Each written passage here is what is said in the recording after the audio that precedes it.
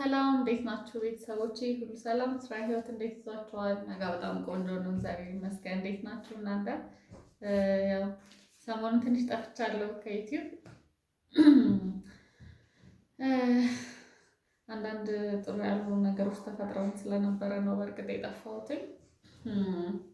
ያው በፊት እንደምታውቁት ከዛሬ 2 ወር ምናምን በፊት ያልኳችሁ ነገር ነበረ። የሁላችሁም ታስታውሳላችሁ ብዬ አስባለሁ። ምክንያቱም ከናፍ ጋር የተጣላንበት ነገር ስለሆነ ማለት ነው። በመሀል ብዙ ነገሮች ተፈጥረው ነበር። ያው ጸብም ነበር ምናምን ብዙ ነገሮች ነበሩ። ያው ታውቁታላችሁ፣ ለእናንተ አልነግራችሁም፣ ሁሉንም የምታውቁት ነገር ስለሆነ ማለት ነው። እና በመሀል ደስ የማይሉ ነገሮች ተፈጥረው ስለነበር ለዛም ነው ከዩቲዩብ የጠፋሁት። በጣም ከባድ ጊዜ ነበር እውነት ለመናገር፣ እንደዚህ እንደማወራችሁ አይደለም። ትንሽ ጥሩ ያልሆነ ሁኔታ ውስጥ ነበርኩኝ። ግን በቃ ካልሆነ ምንም ነገር ማድረግ ስለማይቻል እናንተም ደግሞ በቃ ሁሉንም ነገር ስላወቃችሁ ይሄንንም ማወቅ አለባችሁ ብዬ ስላሰብኩኝ ነው ወደ እናንተ የመጣሁት። አብዛኞቻችሁ ያው ድራማ ነው ምናምን ስትሉ ስለነበረ ማለት ነው። እንደዛ አልነበረም። ሌላው ደግሞ አብዛኞቻችሁ ወፈርሽ ወፈርሽ ወፈርሽ ወፈርሽ እና መቼ ነው ውፍረትሽን የምትቀንሽው እያላችሁኝ ነበር። ውፍረት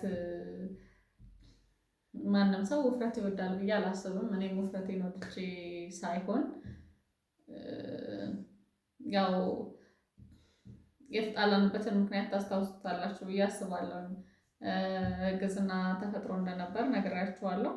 ያንን እንዴት እንዳላሰባችሁት አላውቅም። ውፍረትሽ ስትሉኝ ስለነበር ማለት ነው። እና ጊዜውም እየሄደ ነበረ። በቃ ማለት እኔም ቤት ካልሆንኩ አይቀርና ብዬ ደስ ብሎኝ ነበር ነገሮች እንደዛ በመሆናቸው።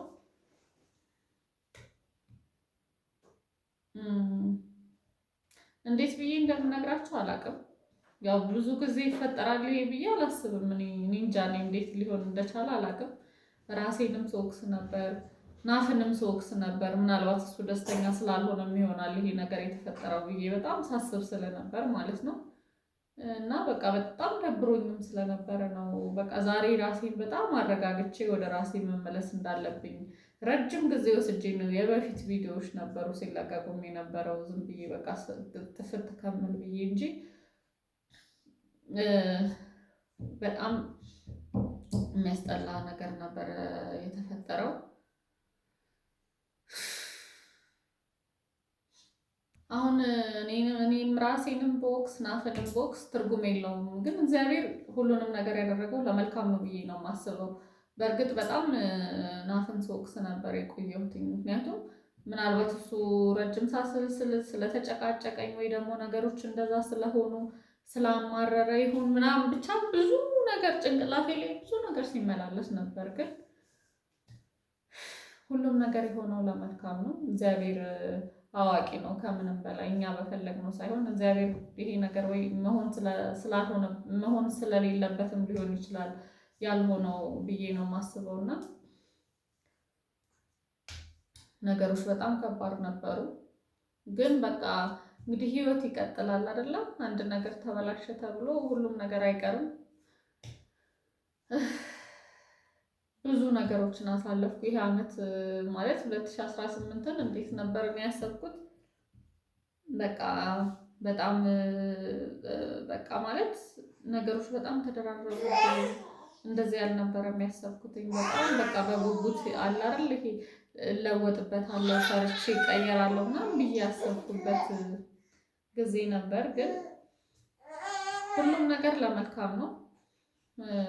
እግዚአብሔር ቀን አለው ለሁሉም ነገር። እኛ ባሰብነው ሳይሆን እሱ ባሰበልን ነው የምንኖረው። እና ነገሮች በጣም ካሰብኳቸው በላይ የተደራረቡብኝ ስለሆነ በጣም ከፍቶኝ ነበር እውነት ለመናገር።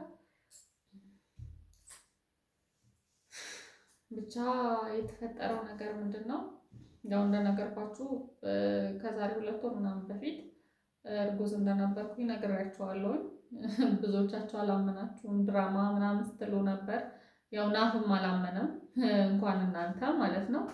ግን ደግሞ ያው ከተነጋገርን በኋላ ከታረቅም በኋላ አብረን ሄደን ነበር ክትትል ኦልሬዲ እኔ ክትትል ጀምር ነበረ ሀሳቤ ማለት ነው። ግን ደግሞ ሄደን እንትን ስንል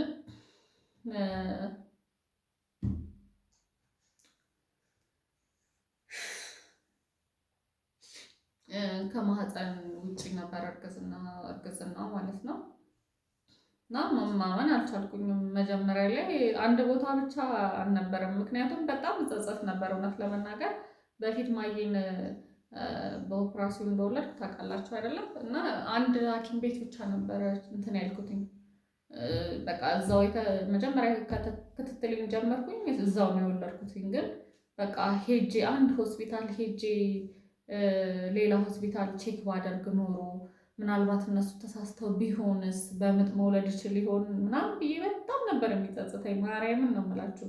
በቃ ለምን አንድ ቦታ ብቻ እንትን ብዬ፣ ምክንያቱም ብዙ ሰው ሌላ ቦታ እየሄድሽ ቼክ አድርጊ ምናምን ሲሉኝ ስለነበር ማለት ነው። እና ምናልባት በምጥ የመውለድ እድል ይኖረኝ ይሆን ብዬ አስባለሁኝ። እና አሁንም እንደዚ አይነት ጸጸት ውስጥ እንዳልገባ ብዬ በጣም ብዙ ቦታ ነው ቼክ ያደረኩትኝ። እኔ ሲባል ሰምቼ አውቃለሁኝ በምን አይነት ነገር እንደዚህ ሊፈጠር እንደሚችል። ምንም እውነትን ለመናገር ምንም አይነት እውቀቱ የለኝም። ግን ደግሞ በቃ እግዚአብሔር አልፈቀደም ማለት ነው። እና እርግዝናው ከማህፀን ውጪ ነው። እና ከእንደዛ ከሆነ በኋላ ለተወሰነ ጊዜ ሆስፒታል ነበርኩኝ። ሆስፒታል ቆየን። ከዛም በቃ ያው ያለውን ከዛ በኋላ ያለውን ነገር እንደዚህ ነው ብዬ አልነግራችሁም። ሁሉንም ነገር ታውቁታላችሁና በጣም ከባድ ነው። እንደዚህ እንደማወራችሁ አይደለም። አሁን ቤት ገብቼ ከረጅም ሁለት ሳምንት ምናምን በኋላ ነው ቁጭ ብዬም ለማውራት ድፍረቱን ያገኘሁት ማለት ነው። በጣም ከባድ ነው።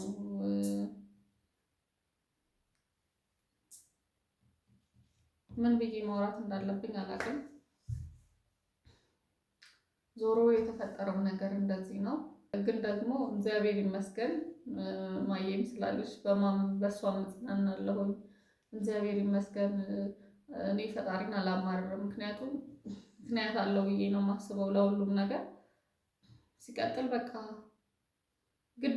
ግዴታ እኔ መኖር አለብኝ አይደለም ለልጄ። በቃ እሷን ሳያት እሷ በቃ አሁን ትልቅ ልጅ ሆነች፣ ግዴታ እሷን እንትን ማለት አለብኝ ምናምን። ያው ሁሉንም ነገር መርሳት ቀላል አይደለም፣ ግን ደግሞ እሷ አለች። ስለዚህ በእሷ አጽናናለሁ ማለት ነው። እና ናፍም በጣም ተጸጽቷል ማለት የዛን ጊዜ እሺ ብሎ አልተቀበለኝም ነበረ። ማለት አልተቀበለኝም ስላችሁ እርጉዝ ነኝ ስለው እንኳን የእውነት አላመነኝም ነበር። ከቤት ትወጣ፣ ያ ሁሉ ጸብ ተፈጠረ፣ ያ ሁሉ በቃ በጣም ብዙ የሚያስጠሉ ነገሮች ተፈጠሩ እና ያ ሁሉ ሲሆን ግን እኔ ሆስፒታል መሄዱን አቅቶኝ አይደለም። በምንም ቢሆን በቃ እርግጠኛ ነበርኩኝ ያ ነገር እንደተፈጠረ እና ከዛ ያ ሁሉ ነገር ተፈጥሮ ጸብ፣ እኔ በህይወቴ ማላቃቸውን የናፍን ብዙ ማላቃቸውን ባህሪዎች አይቼበታለሁ በዚህ በእርግዝና ማለት ነው። እና እንዴት ነገሮች መስተካከል እንዳለባቸው፣ እንዴት መበላሸት እንዳለባቸው ብዙ ትምህርት ተምረንበታል ብዬ አስባለሁ። እናንተም ብዙ ነገር ሰውን አውቀዋለሁ ማለት ዘበት ነው አይደለም።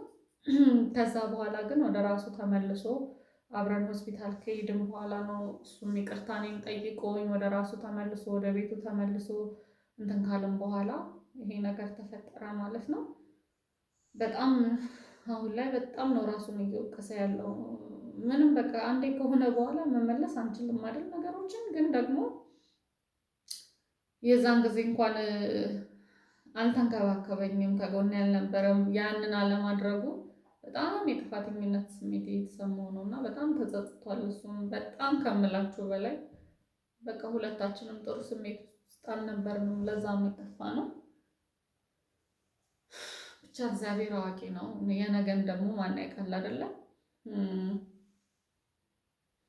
መስተካከል ቢችል ነገሮች ቀጥለው ጥሩ ነገር ይፈጠራል ብዬ ነበር እያሰብኩ የነበረው፣ ግን እግዚአብሔር አልፈቀደም።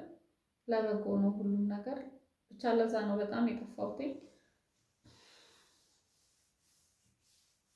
ብዙ ማውራት ሁሉ አልቻልኩም። እውነት ማርያም በቃ በጣም ነው አሁን በጣም ራሴን አረጋግቼ ምንም ነገር በቃ በስነ ስርዓት አውርቼ በቃ ወደ ራሴ መመለስ አለብኝ ብዬ ራሴን አሳምኜ ነበር የመጣሁት።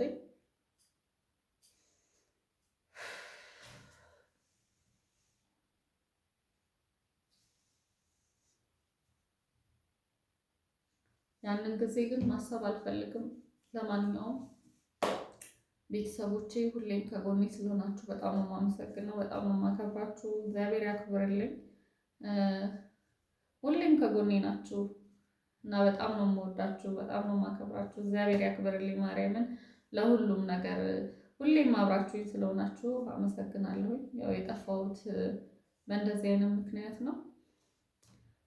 እርግዝናው በእንደዚህ አይነት መልኩ አልሆነም እና ለሁሉም እግዚአብሔር አዋቂ ነው። እንግዲህ ምን ማለት እንዳለብኝ እንኳን አላውቅም። ለማንኛውም እወዳችኋለሁ። ቻው